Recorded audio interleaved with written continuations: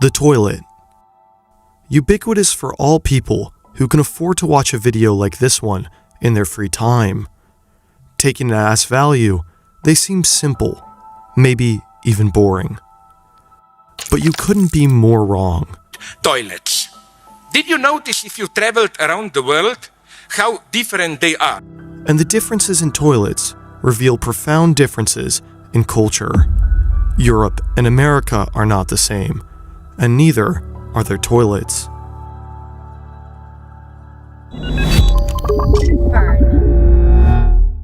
We spend a crap ton of time on the toilet, but we spend even more time on our careers.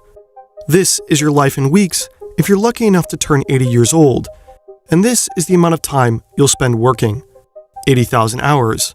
It's also the name of today's sponsor, a nonprofit that wants to help you figure out what to spend all this time on. 80,000 Hours has been researching the question of how you can find a fulfilling career that also does good for years. They have a website that provides you all of their research, a podcast, and also a newsletter. They have a job board that provides hundreds of open listings that will help you have a higher impact. They also provide a lot of decision-making tools, such as their 8-week career planning course, and all of their advice and research is free, forever. So if you're not sure what you should do with your valuable time, maybe check out their completely free in-depth career guide at 80,000hours.org/fern. Remember, life is short, but what you do with your decreasing time is up to you. Humans consume food in order to collect nutrients, vital substances necessary for the human's ability to survive, grow, and reproduce. But humans do not absorb all their food, so waste they produce. As a solution, humans have made hardware that can dispose of waste more efficiently than themselves. And like a lot of technology, we produce different answers for the same problem. The solution for many Americans and Europeans is the flush toilet. An advanced machine commands water to direct waste towards a desired end, usually made up of a strong ceramic bowl. The principles behind all flush toilets simple, but the differences between them profound. In mainland Europe, the washdown toilet is more common, clearly taking inspiration from the older pole chain toilet. Although it was invented in England, it is often referred to as the French model because it became widely adopted there. Clean water from the tank pours directly into the bowl, pushing waste out. But in the US and the United Kingdom, you'll find the siphonic toilet. An S-shaped trapway creates a siphon that produces a vacuum which pulls waste out.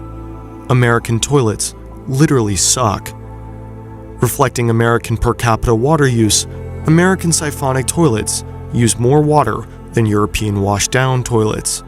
The vacuum mechanism requires a constant minimal level of water. But since the European washdown toilet doesn't use a vacuum, it doesn't require a minimal level of water. This allows Europeans to equip their toilets with a dual flush, one integrated system for lighter loads and the other for heavier. The siphon mechanism also creates a higher tendency to clog. An S-shaped trapway is harder to maneuver than an R-shaped one. But have no fear, because the flushing power of a siphonic toilet can be increased by engineering a compression tank into the ceramic frame. Institutions that run into a much higher risk for clogs need a clog-free guaranteed flush. Now, some may think that a pressure tank is a bit overkill, because it kind of is, especially considering a clog-free alternative already existing in the European washdown toilet. But the washdown toilet isn't perfect. Reflecting European pretentiousness and the love for the smell of their own excrement, washdown toilets have a tendency to produce a worse odor. The siphonic toilet's additional water use means waste is practically always covered, insulating unpleasant smells. It also self-cleans better during every flush. But the washdown toilet becomes even more controversial when you're willing to venture into some old Dutch and German homes. There, you can still sometimes have the honor of sitting on the wash-out toilet, a different iteration of the wash-down toilet. An inspection shelf has been placed into the toilet frame. The German toilets, the old type, Now they are disappearing, but you still find them. It's the opposite. The hole is in front. France, the hole of the toilet bowl is in the back. Anglo-Saxon world, United States, you get, the toilet bowl which is full of water so that... According to Zizek, Hegel was one of the first to introduce the idea of a European trinity, embodied by German reflective thoroughness, French revolutionary hastiness, and English moderate pragmatism. And my God, it did strike me, isn't this the key? In France, revolutionary approach. Hole for the sheet in the back, it should quickly be liquidated, like a kind of a guillotine. Anglo-Saxon, pragmatic, let it float, let's be rational. German, metaphysics and poetry. You observe it, you think, and so on. But it goes even deeper. In 2016, the United Kingdom voted to leave the European Union, a nation's controversial decision to move closer to the Anglosphere.